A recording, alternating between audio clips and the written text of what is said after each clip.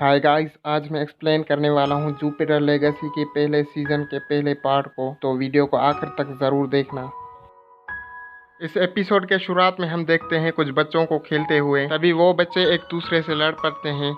Chloe नाम की एक लड़की होती है, उसको गुस्सा आ जाता है जिसकी वजह से वो बहुत चिल्लाती है। उसके मुंह से बहुत तेज हवा निकलती है जिसकी वजह से ये दोनों लड़के नीचे गिर जाते हैं। उनमें से एक लड़का भाग जाता है और दूसरा लड़का जो क्लोई का भाई होता है जिसका नाम ब्रेंडन होता है, वो उसको गले लगाता है और कहता है कि कोई बात नहीं, सब कुछ ठीक हो जाएगा। तभी वहाँ पर इनका पिता आ जाता है, उसका नाम शेल्डन होता है, जिसके पास सुपर पावर्स होती हैं। वो उड़कर आता है, वो क्लोई को कहता है कि तुमने अपनी पावर्स इस्तेमाल की। क्लोई उसको कहती है कि वो बहुत बुरा बच्चा था। शेल्डन उसको कहता है कि वो बुरा इंसान था मगर वो इंसान था। हमारे अंदर रहम की भावना होनी चाहिए, फिर हमारे आगे चाहे बुरा इंसान हो या फिर अच्छा। फिर शेल्डन अपने बच्चों को कहता है कि चलो आइसक्रीम खाते हैं। तभी उसको आवाजें सुनाई देती हैं, कुछ लोगों को मदद की जरूरत होती है। फिर वो अपने बच्चों को कहता है कि मुझे जाना होगा। वो उड़कर चला जाता है। बहुत साल बीत जाते हैं। ब्रेंडन अब बड़ा हो गया है। वो न्यूज देख रहा होता है जिसमें ब्लैक स्टार, जो कि खतरनाक क्रिमिनल होता है, कोर्ट उसको सुपर मैक्स में रखने का फैसला करती है। सुपर मैक्स एक जेल होती है जिसमें पावरफुल लोगों को रखा जाता है जिनके पास पावर्स होती हैं। तभी ब्रेंडन को कुछ आवाजें सुनाई देती है और वो वहां से उठकर भागना शुरू कर देता है। उस जगह पर एक औरत पहुंच जाती है और उन सभी लड़कों को मार देती है। वो उनको कहती है कि जो माल तुमने चुराया है वो अब मैं चुराऊंगी। तभी वहां पर ब्रेंडन आ जाता है। वो उसको रोकने की कोशिश करता है मगर वो औरत ब्रेंडन को बहुत पीटती है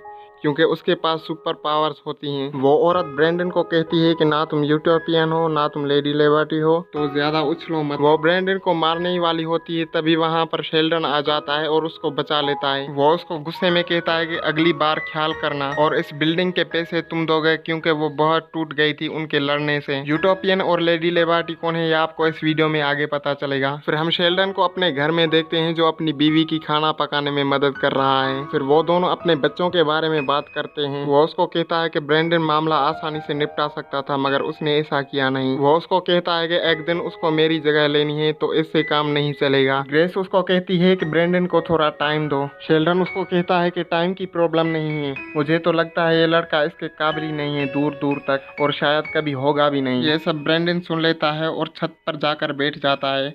वहाँ पर इसका अंकल आता है जिसका नाम वोल्टर होता है, जो शेल्डन का सगा भाई होता है। वो ब्रेंडन को कहता है कि क्या हुआ। वो ब्रेंडन का दिमाग पढ़ता है और सब कुछ समझ जाता है। ब्रेंडन वोल्टर से पूछता है हमारे पिता जवानी के दिनों में कैसे थे। वोल्टर उसको कहता है चाहे कुछ भी हो जाए शेल्डन मुस्कुराता रहता था। फिर कहानी फ्लैशबैक में चली जाती है जहाँ पर हम जवान शेल्डन को देखते हैं जिसके पास सुपर पावर्स नहीं होती। वो वहाँ पर फिट्ज और उसके पिता से मिलता है जिसका नाम बेली होता है। बेली शेल्डन को कहता है कि मैंने सुना है तुम शादी कर रहे हो। शेल्डन उसको कहता है कि तुमने सही सुना है। उसके बाद शेल्डन उससे पूछता है कि पापा और वोल्टर कहाँ पर हैं। वो उसको बताता है कि वो अंदर हैं। शेल्डन अंदर जाता है तो उसका पिता और वोल्टर बहस कर रहे होते हैं। शेल्डन उनसे पूछता है कि क्या हुआ। वोल्टर अपने पापा को कहता है कि हमें कंपनी बंद कर देनी चाहिए 3-4 महीनों तक। वोल्टर का पिता उसको कहता है कि अगर हम कंपनी बंद कर देंगे तो हमारे वर्कर्स सड़क पर आ जाएंगे, जिसमें उसका साथ शेल्डन देता है। वोल्टर शेल्डन को और अपने पिता को कहता है कि फिर जैसे तुम्हारी मर्जी, जैसा तुम लोग चाहो। फिर कहानी वापस प्रेजेंट में आ जाती है। डिनर तैयार हो जाता है, सभी लोग टेबल पर बैठते हैं मगर क्लोई वहाँ पर नहीं होती। वो लोग प्रे करते हैं। जैसे ही खाना शुरू करते हैं तभी वहाँ पर क्लोई आ जाती है, जो शराब में दूध होती है। वो जाकर टेबल पर बैठती है। वो लोग फिर से प्रे करके खाना शुरू करते हैं। तभी वहाँ पर क्लोई की और शेल्डन की बहस हो जाती है, क्योंकि क्लोई एक मॉडल बनना चाहती है जिसमें उसको छोटे छोटे कपड़े पहनने पड़ते हैं, मगर शेल्डन इससे खुश नहीं होता।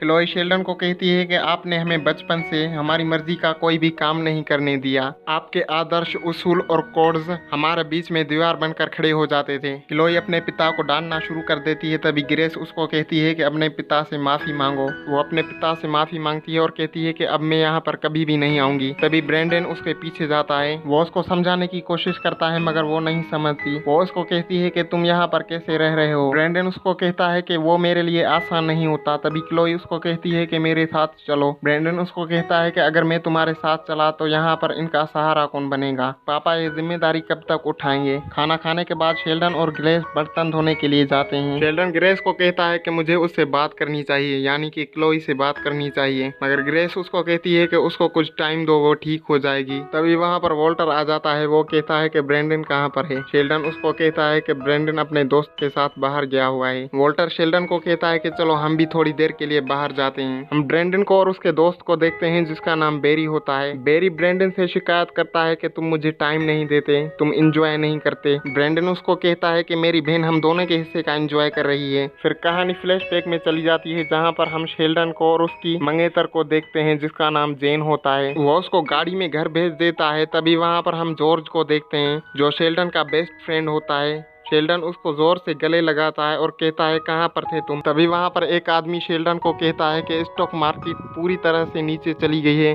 जिसके भी बैंक में पैसे हैं वो निकाल ले। जॉर्ज और शेल्डन की कंपनी में आते हैं। वॉल्टर शेल्डन को कहता है कि मैंने कहा था ना कि 3-4 महीने तक हमें प्रोडक्शन को बंद कर देना चाहिए। अब पूरी की पूरी कंपनी डूब गई है। शेल्डन उनसे पूछता है कि पापा कहाँ पर है। वो उसको कहते हैं कि ऊपर।